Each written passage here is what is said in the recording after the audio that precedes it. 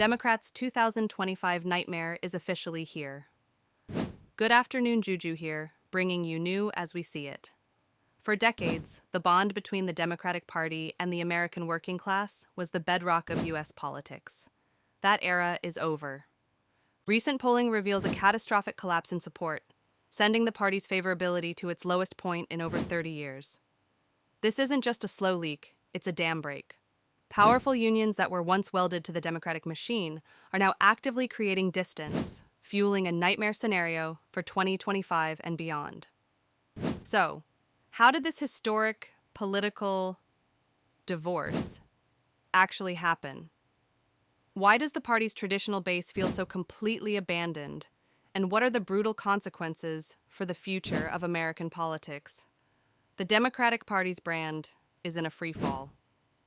A Wall Street Journal poll from July 2025 found that only 33% of voters hold a favorable view of the party, while a staggering 63% hold an unfavorable view, the worst numbers recorded in 3 decades. That's not just partisan noise, it's a 5-alarm fire. An internal poll conducted for Democrats in March 2025 was just as damning, revealing that 56% of voters in key battleground districts believe the party isn't looking out for working people. This feeling of abandonment now has concrete, devastating political consequences. You don't have to look any further than the International Brotherhood of Teamsters, one of the nation's largest and most powerful unions. For decades, they were a pillar of the Democratic coalition. Yet, in the 2024 presidential election, they made a stunning decision. They refused to endorse a candidate, breaking with decades of precedent. Teamsters General President Sean O'Brien said that neither party's candidate was willing to make serious commitments to put the interests of working people ahead of big business. This wasn't just a one-off event. It was a symptom of a much deeper divide. Polling of Teamsters members after the primary showed a significant preference for Donald Trump over Kamala Harris. When a union that was once a Democratic stronghold can't even bring itself to endorse the party's nominee, you don't have a messaging problem, you have an identity crisis. This is the nightmare. The core of the Democratic base is walking away, and they may not be coming back. To understand how deep this crisis runs, you have to look at the 2 seismic shifts that caused it: a profound economic disconnect and a widening cultural chasm. First, the economic disconnect. The story of the modern Democratic Party is one of slowly, then suddenly, pivoting away from its working class roots. For much of the 20th century, the deal was simple. Democrats fought for unions, better wages, and a strong social safety net.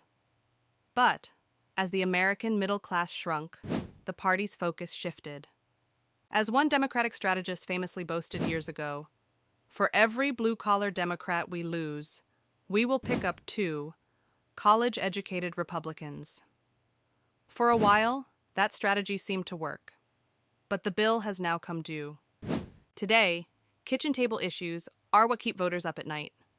Polls from 2025 consistently show the economy and inflation as top concerns for Americans of all stripes. Yet, a huge swath of the electorate believes the Democratic Party simply isn't focused on their financial reality.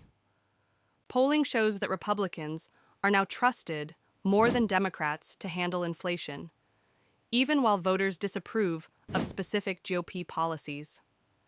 This reveals a deep-seated belief that whatever their flaws, the Republican Party is at least speaking the language of economic concern. The second driver is the cultural divide, which may be even more toxic. There's a pervasive feeling among working-class voters of all races that they're being looked down on by a progressive elite. Internal Democratic polling from early 2025 showed that just 39% of voters in battleground districts believe the party values work. This isn't just about money, it's about values. When voters are worried about crime, inflation, and their kids' futures, They see a Democratic Party that often seems more focused on complex social theories and niche cultural battles. While Republican voters prioritize the economy and immigration, Democratic voters rank issues like the makeup of the Supreme Court and abortion higher. While these are critical issues, the gap in priorities creates a massive opening for Republicans to frame Democrats as out of touch. This focus on what's perceived as an elite cultural agenda has alienated voters who feel their more traditional values on faith, family, and patriotism are not just ignored, but actively disdained. The fallout from this great realignment is redrawing the political map and threatens to lock the Democratic Party out of power for a generation. The nightmare isn't just about losing one election, it's about the potential collapse of the party as a viable national force. The most immediate consequence has been electoral devastation. After losing the presidency, Senate, and House in 2024, the party is staring at an even bleaker future. The fraying of the Democratic coalition, as working-class voters of all backgrounds defect, has created a formidable new majority for the opposition. This allows the current administration and its allies in Congress to push an aggressive agenda, from extending tax cuts to enacting tougher border policies, all with the backing of a new, energized base. This new political landscape has also empowered movements like Project 2025, a comprehensive plan organized by the Heritage Foundation to fundamentally reshape the federal government.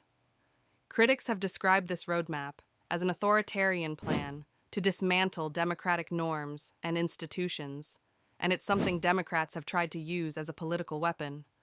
But its very existence is a direct consequence of their own weakness. When a party can't offer a compelling vision that resonates with a broad majority, it creates a vacuum that more radical ideologies will gladly fill. This leads to the final and perhaps most destructive consequence, a crippling internal civil war. The Democratic Party is trapped in an existential debate with no easy answer. On one side, progressives argue that the party needs to double down, believing a more forceful push for social and economic justice will eventually win voters over. On the other, centrists are pleading for a return to the middle, a renewed focus on kitchen table economics, and a dialing back of the cultural rhetoric that has proven so alienating. The result is paralysis. Post-mortems of the last election found that voters increasingly see Democrats as weak and out of touch. The party seems incapable of mounting a coherent message to counter this perception. This isn't a healthy debate. It's a party that has lost its core identity and no longer knows who it's fighting for. This is one of the most significant political realignments of our lifetime, and we'll be covering every angle of it. If you're getting value from this analysis, make sure you hit that subscribe button and ring the bell so you don't miss our next breakdown.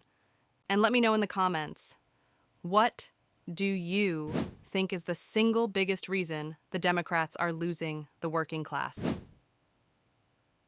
Conclusion. The Democratic Party is facing a lot more than just a bad polling cycle.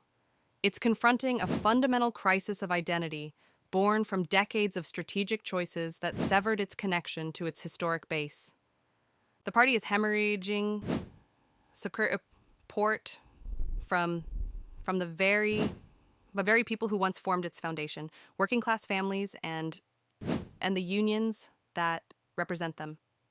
This isn't a simple matter of tweaking talking points or rolling out a new policy proposal. It's a crisis of trust. Voters feel that the party has left them behind, prioritizing the concerns of coastal elites and cultural activists over their economic security and core values.